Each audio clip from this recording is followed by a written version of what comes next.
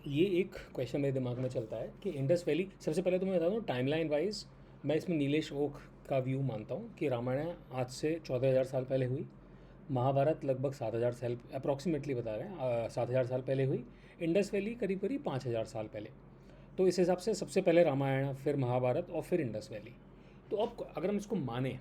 तो क्वेश्चन ये उठता है कि इंडस वैली में जो चीज़ें मिली वो इतनी बोरिंग सी क्यों है। रामायण महाभारत में हम इतने एडवांस थे, जिस तरह के युद्ध थे, पुष्पक विमान और ब्रह्मास्त्र और क्या क्या था, और इंडस वैली में तो बिल्कुल ऐसा लग रहा है। हमको इंडस वैली क्यों इंप्रेसिव लगता है, क्योंकि हम मान के ये चलते हैं कि सिविलाइजेशन उस टाइम पे कुछ भी नहीं था, हम सब हंटर गैदरर्स टाइप के, एग्रीकल्चर टाइप के लोग थे, ये मान के चलता है वेस्ट और हम, तब हमें इंडस वैली लगता है कि हाँ यहाँ तो बड़ी प्लानिंग वगैरह हो रखी थी। लेकिन अगर हम ये मान के चलें कि हम तो रामायण महाभारत वाले लोग हैं और इंडस वैली इसके बाद में आया है, तो फिर लगता है कि यार फिर कहाँ गई वो सारी चीज़ें और इंडस वैली में इतनी बोरिंग एविडेंस क्यों मिला है। तो मैं इसमें ये, एक तो ये क्वेश्चन आर्कियोलॉजिकल एविडेंस इतना बोरिंग क्यों है, ये इसका अपना व्यू इसमें बताऊंगा, जो मैंने इधर उधर पढ़ करके, मैं तो खाली सिंथेसाइज कर रहा हूँ या समराइज़ कर रहा हूँ, सिंथेसाइज करने की मेरी औकात नहीं है इसमें, समराइज़ कर रहा हूँ आर्कियोलॉजिकल एविडेंस इतना बोरिंग क्यों है। दूसरी चीज़ जो क्वेश्चन मैंने देखा, वीडियोज़ में देख रहा था, उसमें बड़ा अच्छा क्वेश्चन पूछा एक बंदे ने कि कोई भी लिटरेरी एविडेंस क्यों नहीं है इंडस वैली का। रामायण का हमारे पास रामायण है, राइट, लिटरेरी एविडेंस, महाभारत की हमारे पास बुक है लिटरेरी एविडेंस, तो इंडस वैली का लिटरेरी एविडेंस क्यों नहीं है हमारे पास, जबकि वो बाद में हुई है, रामायण 14,000 साल पहले हुई है। तो पहले मैं सेकंड क्वेश्चन, क्योंकि ये ईजी है आंसर करना, मैं इसका आंसर दे दूँ। इसका जो समझ में आ रहा है मुझे वो ये कि जो लिटरेरी एविडेंस जो बना है वो उस स्टोरीज़ का बना है जिनमें कि एक पावरफुल मैसेज है, मासेस के लिए, लोगों के लिए एक पावरफुल मॉरल स्टोरी है। तो रामायण में एक बहुत इंटरेस्टिंग स्टोरी थी, लड़ाई थी अच्छाई बुराई की, और उसमें एक कैरेक्टर डिस्प्ले करना था उन्हें, भगवान राम का, इसलिए वो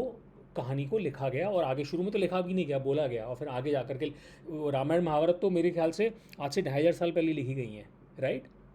वो तो पहले लिखी भी नहीं गई थी, वो तो खाली बोली जाती थी कहानियों के रूप में, क्योंकि उसमें एक मॉरल स्टोरी थी फ्यूचर जनरेशंस के लिए। सेम महाभारत में एक बहुत अच्छी मॉरल स्टोरी है फ्यूचर, और गीता है।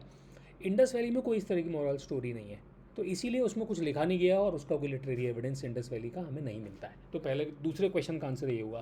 पहला क्वेश्चन ये था कि आर्कियोलॉजिकल एविडेंस इतना बोरिंग क्यों है। तो इसका जो मुझे समझ में आया नीलेश ओक के ही वीडियो देख करके,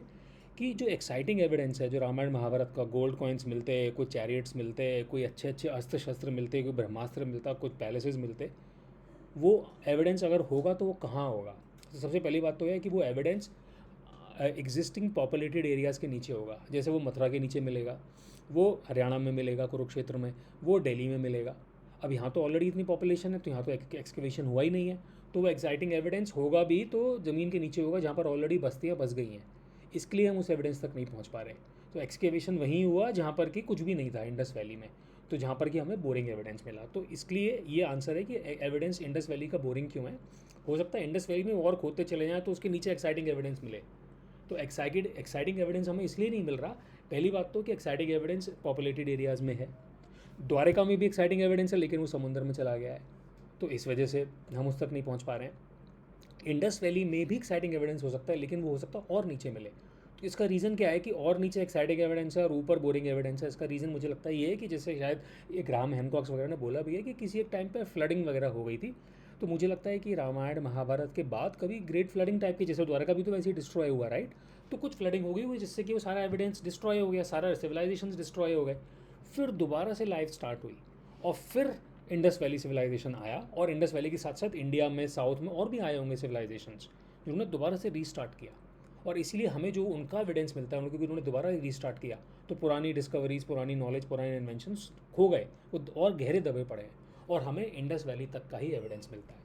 और मैंने तो दोनों क्वेश्चंस का आंसर किया कि आर्कियोलॉजिकल एविडेंस बोरिंग क्यों है और लिटरेरी एविडेंस क्यों नहीं मिलता। एक और चीज़ है, एक लास्ट क्वेश्चन रह जाता है कि अगर रामायण महाभारत पहले हो चुके थे तो उनका लिटरली एविडेंस हम तक पहुंच गया लेकिन इंडस वैली तक नहीं पहुंचा, क्योंकि इंडस वैली में कोई भगवान राम की मूर्ति नहीं मिलती, राइट। ऐसा क्यों, हमको तो मिल जाती हैं फ़ोटो और बुक्स मिल जाती हैं। इसका सिंपल रीज़न मुझे समझ में आता है, उसका यही है एक्सप्लेनेशन, कि ये लिखी नहीं गई थी,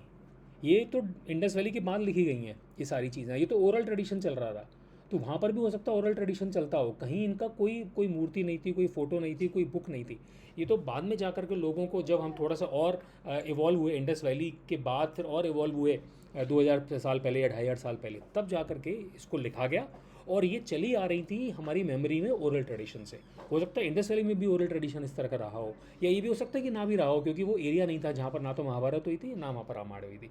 तो बस ये मेरी अभी तक की अंडरस्टैंडिंग, मैं समराइज़ कर रहा हूँ इधर उधर का नीलेश और बाकी लोगों को सुन करके। मैंने खाली अपनी क्रिटिकल थिंकिंग लगाई है, बाकी सिंथेसाइज करने की मेरी औकात नहीं है, ना मैं इसका कोई रिसर्चर हूँ, राइट। मैंने खाली अपनी समरी मेनली अपने प्राइवेट बेनिफिट के लिए, और कोई सुनना चाहे तो सुन ले। Thank you.